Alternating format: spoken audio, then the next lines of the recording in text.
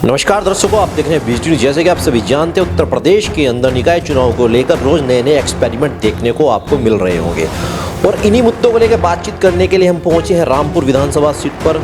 बताया जा रहा है कि यहां पर बसपा से एक अन्य प्रत्याशी, भावी प्रत्याशी मौजूद है, आबिद हसन जी। लगता है क्या उनको वाकई में इस बार टिकट देने का पार्टी काम करेगी? बहुत बहुत स्वागत करना चाहेंगे पहले तो आबिद हसन जी आपका। बहुत बहुत धन्यवाद, शुक्रिया।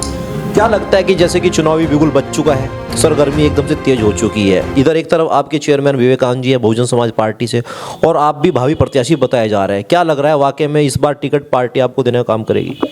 देखो जी, पिछली बार भी सीट इससे आ गई थी, मैं ही प्रत्याशी था यहाँ से और सीट इससे आ गई। इससे आने पर हमने विवेकानंद को चुनाव लड़ाया था और चुनाव की पूरी देख रेख यहीं से हमारे कार्यालय से, बैठक से कार्यालय चला और लगभग 1700 वोट से विवेकानंद चुनाव जीता था।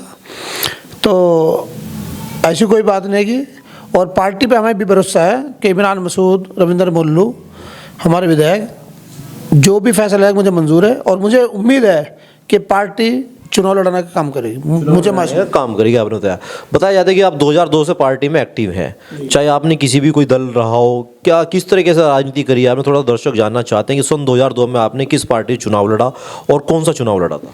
सन 2000 में चुनाव लड़ा था मैंने सभासदी का और मैं निर्दलीय चुनाव जीता था।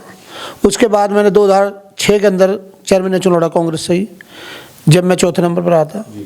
और उसके बाद 2012 चुनाव बहुत मेहनत करी, जनता के बीच में रहे, रात दिन सेवा करी। तो 2012 जो चुनाव लड़ा, हम मात्र 200 कुछ वोट से सेकंड नंबर पर रहे, हार गए थे। उसके बाद फिर मैदान में रहे, लोगों की सेवा करते रहे। 2017 का चुनाव हम कम से कम 2000 वोट से जीतते। उस बार क्या हुआ कि सीट एससी आ गई। एससी आने पर हमने चुनाव लड़ाया शकुंतला देवी को और देखिए 2012 में आपको 238 वोटों से आपको हार हुई। बताया जाता है कि उस समय पर प्रदीप चौधरी की जो वाइफ है पूनम चौधरी ने चुनाव जीता। क्या कारण मानते हैं उस चुनाव को हारने का मेन रीजन? अच्छा है, चुनाव वो भी ना मार रहे थे। उसमें क्या हुआ, चुनाव में एक ध्रुवीकरण हो गया। कैंडिडेट जो लड़ रहे थे, जो नक्षत्र प्रमुख है, गजेंद्र है और सुरेश सैनी है, वहाँ पर जो क्या हुआ, लोगों ने एक अफवाह फैला दी हिंदू भाइयों के अंदर कि अगर आबिद हसन चुनाव जीत गया यहाँ तो यूँ पाकिस्तान बन जाएगा, ऐसा माहौल बनाया, ध्रुवीकरण हुआ।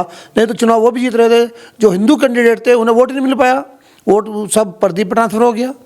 वो 1500 पे 700 पे से सिमट गए। यानी चुनाव जब भी हम जीत रहे थे, उसके बाद हमें जहाँ अपनी कमजोरी दिखी 17 में हमने उसको पूरा कर दिया।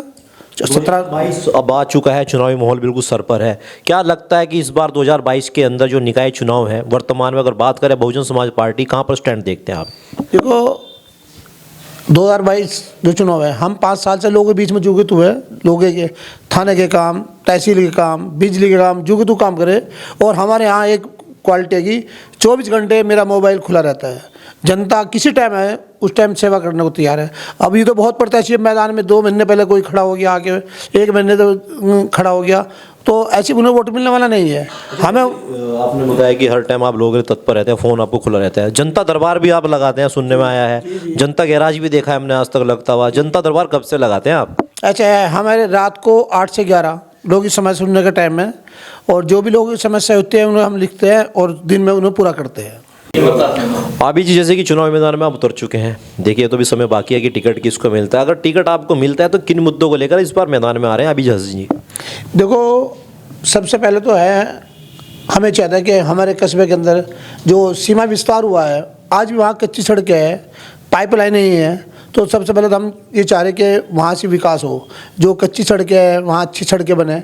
और उधर सबसे परेशानी है हमारे यहाँ कस्बे के अंदर, खासकर एक खेल का मैदान नहीं है। हम कोई जगह तलाश करके एक बहुत बड़ा मैदान देख करके, ताकि लोग रेस वाले हो, घूमने वाले हो, उसके लिए बहुत ज़रूरी है कि हम खेल का मैदान, मेरी सबसे पहली प्राथमिकता है कि खेल का मैदान बन जाए, ताकि बहुत लड़के क्या है रोड पे, हाईवे पे घूमते हैं, रेस लगाते हैं, उसमें दुर्घटना होना खतरा रहता है। चलिए, बहुत अच्छी बात है। आपने एक सवाल और पैदा होता है यहाँ पे। कल हमने रामपुर मनियारा के ही लोगों से बातचीत करी तो उन्होंने कहा कि व्यापार कह रहा हूँ, थोड़ा रोजगार की यहाँ पर कमी है, कोई फैक्ट्री इंडस्ट्री इलाका इस तरह का नहीं हो पाया यूनिटेक के अलावा। क्या लगता है कि चेयरमैन पद पर आप रहते हुए इस तरह कोई लाभार्थी योजना लेकर आए कि जिससे यहाँ के लोगों को रोजगार मिले? ऐसा है, मैं आपको बताऊँ, पहले यहाँ पर 13-14 सेलर थे राइस मिल, तो उनके कारोबार बंद होने से बाकी रोज़गार को बहुत दिक्कत हुई। लेकिन इंशाल्लाह ऊपर वाले ने अगर मौका दिया तो हम जो है यहाँ से कोई ना कोई फैक्ट्री जिससे एक आम आदमी को रोज़गार मिले, वो उसका पूरा ध्यान रखा जाएगा। धन्यवाद, बिल्कुल बहुत बहुत आपका। दर्शकों, जैसे आपने देखा, ये थे हमारे साथ रामपुर मनियारा से आबिद हसन। दिखाएंगे अगली वीडियो, तब तक बने रहिए साथ। रामपुर से पुरुषोत्तम सैनी के साथ camera person Akshay Saini, VGT news, Uttar Pradesh, Uttarakhand. क्या लगता है इस बार चुनाव में, जैसे कि आपने देखा होगा, इमरान जी बसपा में आए हैं।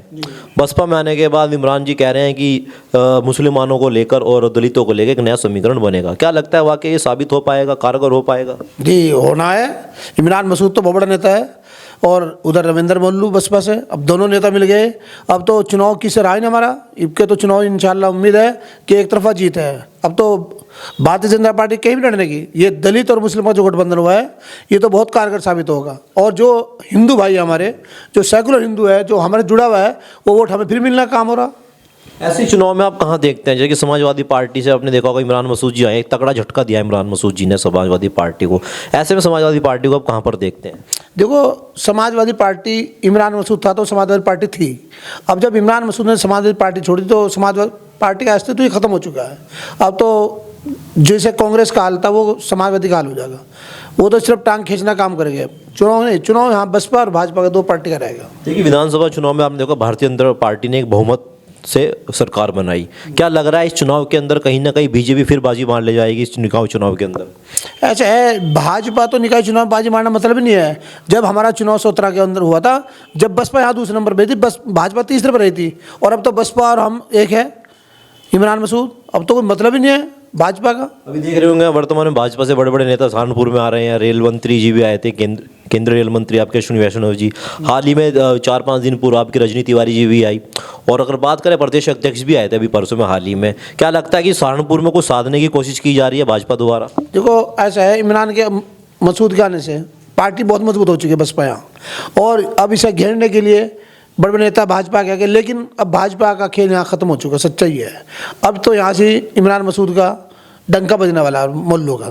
क्या बात, इमरान मसूद जी इतने बड़े नेता हैं जो डंका ही बजा देंगे उत्तर प्रदेश के अंदर? जी जी, और इमरान मसूद नेता है, बड़ा नेता है बहुत, और उधर रविंद्र मोल्लू बहुत बड़ा नेता है दलित समाज का। तो दोनों इकट्ठे हो गए। अब तो चुनाव किसे होना ही नहीं बचा। मतलब सीधा सीधा आपको लग रहा है कि इस बार बहुजन समाज पार्टी एक बार चुनावी मैदान में उतरकर पूरा ही डंका बजा के छोड़ेगी?